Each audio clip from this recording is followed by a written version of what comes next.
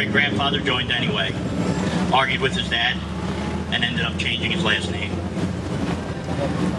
My grandfather joined the Marines and ended up losing a leg to war injuries in World War II while fighting in Guam. My Uncle Jerry joined the Marines, and he was stationed off Guantanamo during the Cuban Missile Crisis.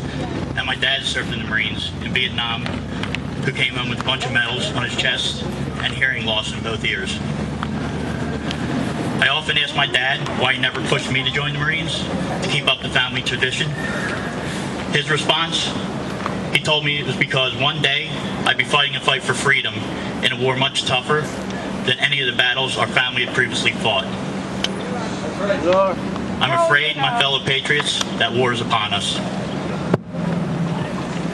Dwight Eisenhower, the former general and President of the United States, said that freedom has its life in the hearts and the actions and the spirit of men, and it must be daily earned and refreshed.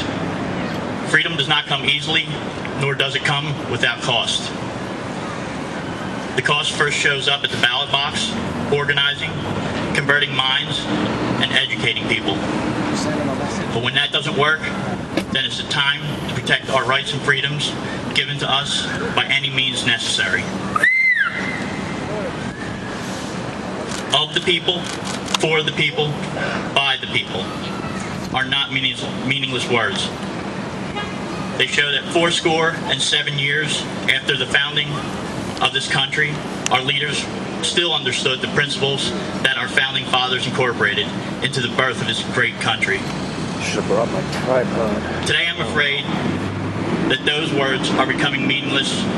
Our leaders cast aside the Constitution, invade our privacy, and do what is in the best interest, not ours.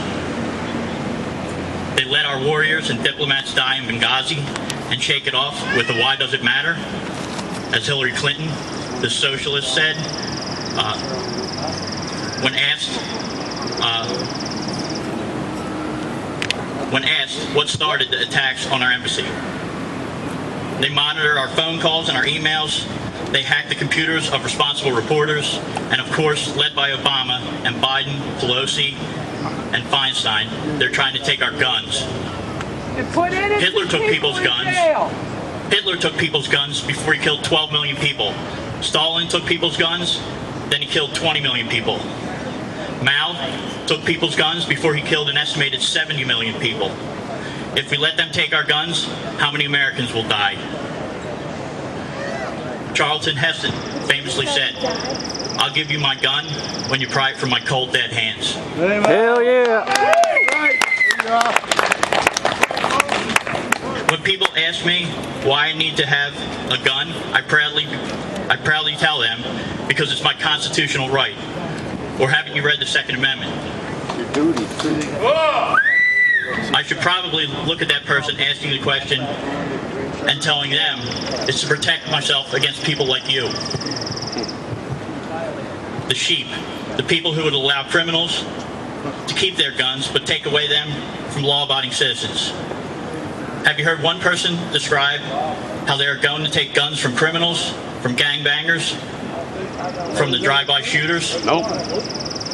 Of course not.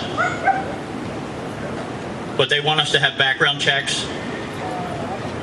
Now I understand not wanting to have criminals or crazies be sold guns. But tell me, is the president going to do background checks on the members of Al-Qaeda before we send weapons to them in Syria?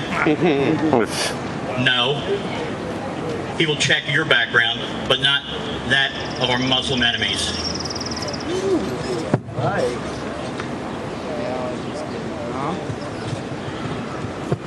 I stand here with many fine people, patriots, men and women who show the love for their country every day.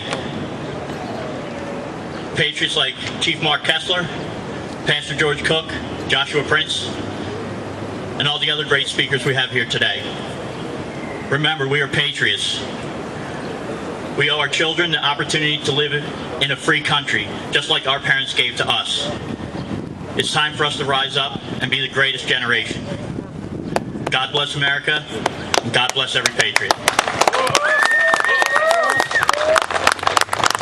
my attorney